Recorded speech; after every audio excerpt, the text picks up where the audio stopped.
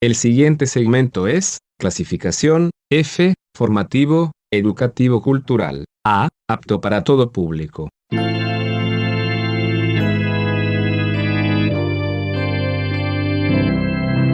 Bienvenido a Hora de Estudio Bíblico con nuestro maestro el Dr. Lehman Strauss. Este estudio es el resultado del tiempo personal con el Señor, el ministerio pastoral y la experiencia en conferencias bíblicas del Dr. Lehman Strauss. Él nos instruye y alienta con la enseñanza de la palabra de Dios. Ahora, el Dr. Strauss. Bien amigos, en el programa anterior hemos estado considerando lo que he denominado la oración más polémica de la historia. Es aquella oración que está en Mateo 6 y en Lucas 11, la oración llamada comúnmente el Padre Nuestro. Vamos a repasar un poquito lo que hemos ya considerado. Primero tenemos las peticiones relacionadas con la naturaleza de Dios. La primera tiene que ver con nuestra relación con Dios, Padre Nuestro que estás en los cielos. Esta invocación nos dice que toda la oración que se dirige a Dios debe ser hecha en una correcta relación con Él.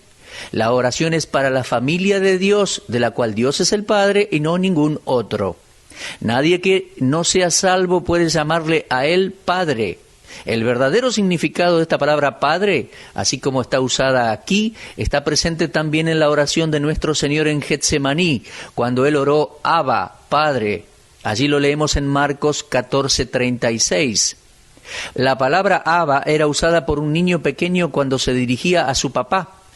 Pero en esta oración, cuando dice Padre nuestro que estás en los cielos, se refiere simplemente a esto, a que para que una persona pueda dirigirse a Dios, tiene que estar correctamente relacionada con Él.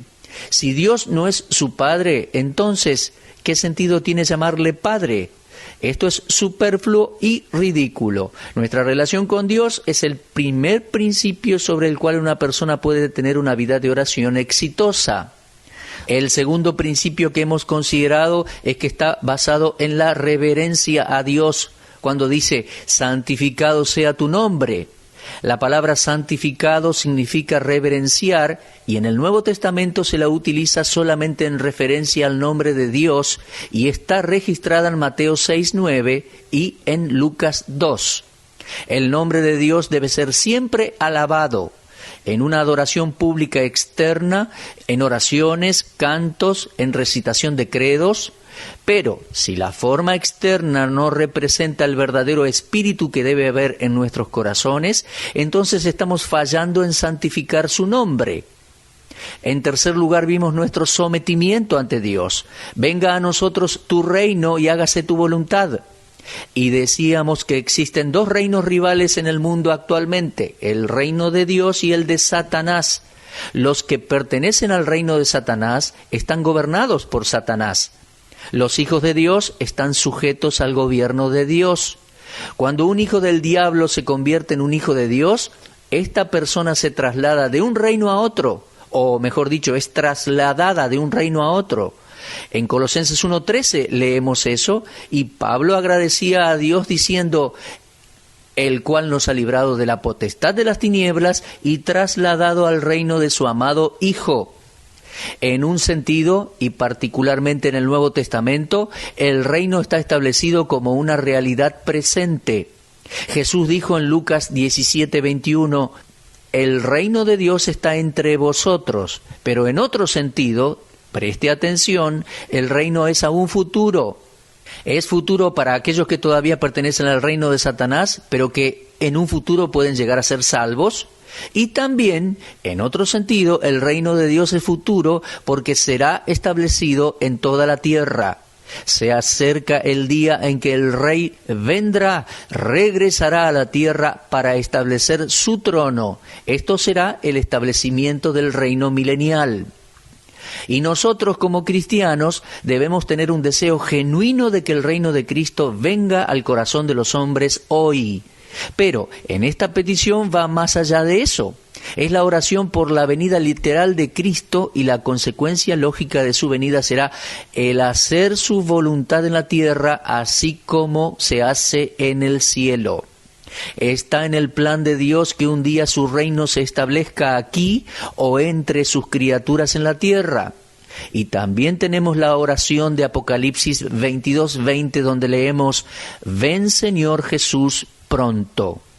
Bueno, ahora vamos a examinar las peticiones relacionadas con las necesidades del hombre.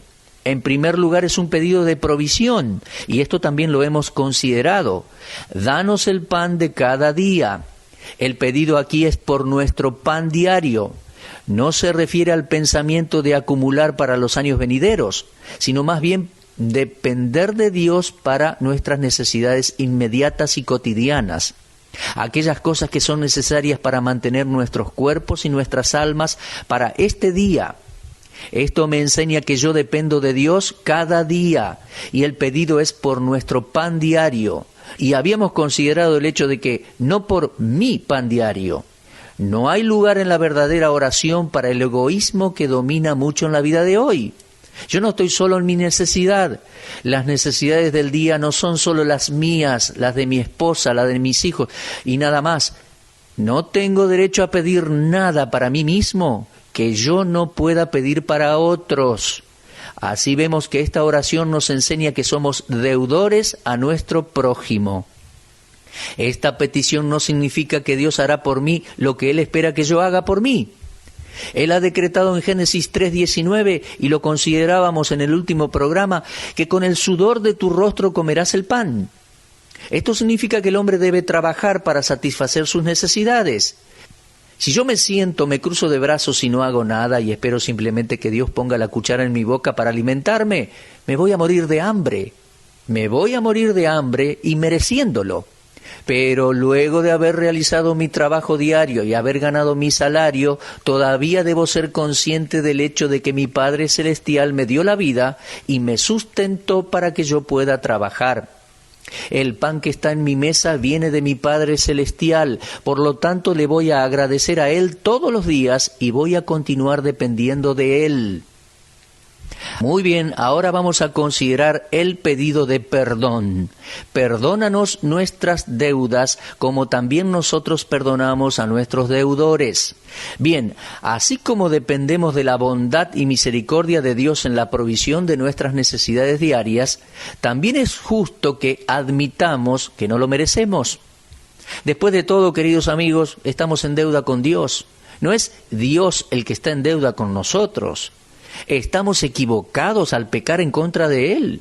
Así vemos que en esta petición las deudas no se refieren a lo monetario. Muchos que leen esto creen que han sido emblanquecidos y que no tienen obligación de pagar sus deudas. Me refiero a las deudas de dinero. Usted se sorprenderá al ver cuánta gente lee las Escrituras o interpretan esto como ser perdonados del dinero que deben a otros. ¿No es esto lo que este versículo significa? Creo que una de las razones por las cuales tantos cristianos han perdido su testimonio para Cristo es porque no pagan honestamente sus deudas. Muchos cristianos están hasta el cuello con deudas. Las parejas jóvenes contraen muchas deudas cuando se casan. Quieren tener todo: automóvil, freezer, 2 aparatos de televisión y cuántas cosas más, electrodomésticos, etcétera. Y todo esto aumenta deudas. Y luego nos acercamos a Dios para pedirle que supla nuestras necesidades. Bueno, queridos amigos, esto está mal. Las deudas a las que se refiere en esta petición en el Padre Nuestro son deudas de naturaleza moral y espiritual. Lucas utiliza los términos deuda y pecados indistintamente. Por ejemplo, en Lucas 11:4 dice: «Y perdónanos nuestros pecados, porque nosotros también perdonamos a todos los que nos deben». Ahora, es verdad que los creyentes en Cristo hemos experimentado el perdón una vez y para siempre, y así establecimos una posición en Cristo. Esta es una bendita verdad. Lo leemos en Efesios 1:7. Dice: «En quien tenemos redención por su sangre, el perdón de pecados según las riquezas de su gracia». Esto es el perdón posicional. Este es el perdón de una vez y para siempre. Pero atención, luego de convertirnos en cristianos, todavía pecamos. Todos hemos pecado y por lo tanto necesitamos una limpieza y perdón diarios. para que nuestra comunión con nuestro Padre Celestial pueda continuar. Cuando pecamos, tanto si el pecado es de comisión o de omisión, debemos responsabilizarnos por ello. Cada vez que pecamos, rompemos nuestra comunión con Dios y esto afecta tanto a Dios como al que ha pecado. El perdón para regeneración es una experiencia de una vez y para siempre, pero el perdón para la santificación diaria, es decir, el perdón por medio de la limpieza, debe ser experimentado tantas veces como cometamos pecado. El pecado siempre rompe nuestra comunión con Dios y necesitamos ser limpiados y perdonados por Él, y Dios es tanto dador como perdonador. Esta petición también dice, porque nosotros también perdonamos a todos los que nos deben. Esto no significa que nosotros somos perdonados por perdonar a otros. No es algo así como un sistema de méritos. El punto principal es que no tenemos derecho a esperar que Dios nos perdone si nosotros no queremos perdonar a aquellos que nos han ofendido. En Mateo 6, 14 y 15 el Señor dijo, porque si perdonáis a los hombres sus ofensas, os perdonará también a vosotros vuestro Padre Celestial. Mas si no perdonáis a los hombres sus ofensas, tampoco vuestro Padre os perdonará vuestras ofensas. De modo que vemos que el hecho básico es que el cristiano que no perdona ha creado una barrera entre Dios y él mismo. Esta es la razón por la que el deudor de la parábola de nuestro Señor no podía esperar ser perdonado. Lea la parábola, por favor, allí en Mateo 8, 23 al 35. Ahí hay un hombre que no quería perdonar, y el punto está aquí. Él no tiene derecho tampoco de esperar el perdón para él. Así que vemos que una condición para ser perdonado es tener un espíritu perdonador.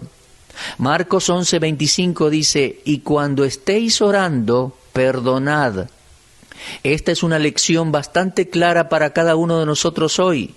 La próxima vez que usted se acerque a Dios en oración para ser perdonado, evalúe su propio corazón y pregúntese si usted está dispuesto a perdonar a los que le ofendieron.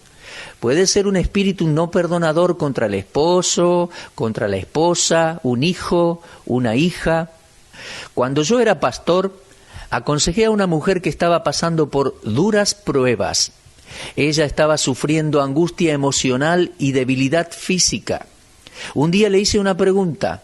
¿Está todo bien entre usted y Dios? ¿Puede haber algo en su vida que no esté bien?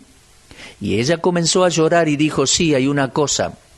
Tengo una hija que se casó embarazada, huyó y se casó luego de su embarazo, y dijo, nunca la he perdonado por esto. Tengo amargura en mi corazón, no he podido perdonar a mi hija. Bueno, le dije, este puede ser su problema.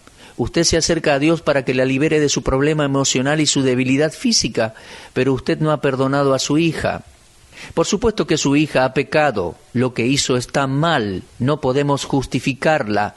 Pero usted no puede desear ser perdonada por Dios más de lo que desea perdonar a su propia hija. Usted no quiere perdonarla, pero al mismo tiempo quiere que Dios le perdone a usted. Aprendamos la lección del perdón entonces. Ahora, esta no es una oración para ser repetida, el Padre Nuestro. Aquí el Señor está enseñando un principio en la oración, el cual es simplemente este. Usted no tiene derecho de esperar el perdón de Dios si no quiere perdonar a otros. En 1 de Juan 1:9 leemos, si confesamos nuestros pecados, Él es fiel y justo para perdonar nuestros pecados y limpiarnos de toda maldad. La falta de perdón es pecado. Si usted conserva un espíritu no perdonador, entonces está viviendo en pecado. Confiéselo y Dios le perdonará y limpiará. Bueno, continuando con la oración, vamos a ver ahora el pedido por protección. Es allí donde dice, y no nos dejes caer en tentación, mas líbranos del mal. Aquí tenemos un ruego para evitar caer en nuevos pecados. Ahora, tengamos en cuenta que hay una variante en la traducción de las palabras, y no nos dejes caer en tentación. Y cualquiera sea la dificultad que encontremos, debemos saber que Dios nunca tienta al hombre para hacer lo malo. Las Escrituras son claras en ese punto. Al presente estoy preparando un comentario sobre la predestinación y me perturbó leer el comentario de un famoso teólogo que dice que aún los pecados del hombre han sido predestinados por Dios. La Biblia es muy clara en este punto, mi amigo. Santiago 1:13 dice: cuando alguno es tentado, no diga que es tentado de parte de Dios, porque Dios no puede ser tentado por el mal, ni Él tienta a nadie. Es verdad que la vida del hombre en la tierra es una continua tentación, pero por otro lado, yo no puedo concebir la idea de que Dios nos atraiga al pecado. Esto va en contra de la misma naturaleza de Dios. El sustantivo tentación en el griego no es fácil de traducir, ¿eh? En general significa probar.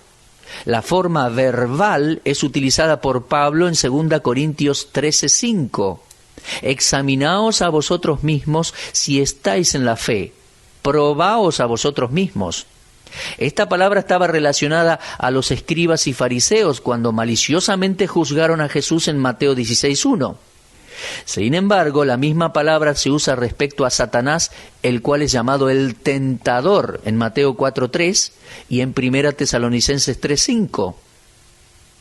Pablo advierte a los esposos y esposas cristianas a no negarse el uno al otro en sus derechos conyugales, excepto por mutuo acuerdo, para que Satanás no los tiente en su incontinencia. Lo leemos en 1 Corintios 7:5. Cada vez que la palabra tentar se usa como seducir a una persona a cometer pecado, se refiere a la tentación que se origina con el diablo. Dios nunca conducirá en forma deliberada a un hijo suyo al pecado. Personalmente prefiero cambiar la petición diciendo: Señor, no nos permitas ser llevados a una tentación. He llegado a esta conclusión que satisface mi corazón, Están aquellas personas que sostienen la idea de que el mal está entretejido en nuestras vidas por Dios y así responsabilizan a Dios por el pecado del hombre. Pero esta es la misma cosa que Dios condena en Santiago 1:13, el mismo pensamiento que Dios condena. Dios puede permitir que un hijo de Dios sea probado, pero es Satanás el que lo seduce a pecar. En esta parte del Padre Nuestro reconocemos el peligro de la tentación y nuestra deficiencia al tratar con la misma, Y luego pedimos que Dios nos libere de esa tentación. Mire, para resumirlo, esta petición refleja la dependencia en Dios para la protección del mal y del maligno. Después de todo, nuestro Padre Celestial es el poderoso libertador. Él solo es capaz de librarnos aquí y ahora y completamente cuando Él nos lleve al cielo, Amigo mío, ¿desea usted ser protegido del mal? Entonces haga lo que nuestro Señor le dijo a sus discípulos en Mateo 26:41. Velad y orad para que no entréis en tentación. Bueno, al final de la oración del Padre Nuestro, leemos lo que se denomina la doxología. Porque tuyo es el reino, el poder y la gloria por todos los siglos. Amén. Bueno, podemos leer también la oración de David en el primer libro de Crónicas 29:11. Tuya es, oh Jehová, la magnificencia y el poder, la gloria, la victoria y el honor, porque todas las cosas que están en los cielos y en la tierra son tuyas. Tuyo, oh Jehová, es el reino, y tú eres excelso sobre todos. Sí, indudablemente, el reino pertenece a Cristo y estará completamente y finalmente establecido cuando Él venga. No vendrá como resultado de un esfuerzo ecuménico ni por medio de la manipulación del hombre. El reino será establecido con el regreso en persona del Señor Jesucristo a la tierra. En aquel entonces toda la creación conocerá su poder y su gloria. Amigos, hemos regresado al comienzo de este estudio. La prioridad de Dios. Él debe tener su lugar correcto. Su nombre debe ser santificado, su reino establecido y la voluntad de Dios debe ser hecha. Nosotros podemos tenerlo gobernando nuestros corazones.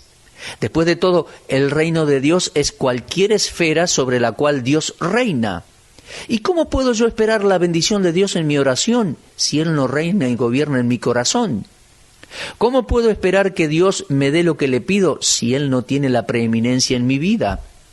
Yo no puedo ser un diótrefes y tener la preeminencia en mi vida y tener mi propio trono y sacar de allí a mi Salvador y al mismo tiempo esperar que mi vida de oración sea bendecida por Dios.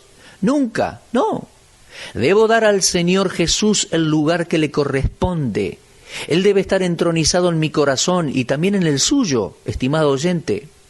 Cuán a menudo cantamos canciones de oración en nuestras iglesias, y yo me pregunto, queridos amigos, cuán a menudo también decimos mentiras cuando nos paramos con un himnario en nuestras manos. Cantamos algunos himnos preciosos sobre la oración, como por ejemplo, «Oh, qué amigo nos es Cristo, nuestras culpas Él llevó, y nos manda que llevemos todo a Dios en oración. Somos tristes, agobiados y cargados de aflicción. Esto es porque no llevamos todo a Dios en oración.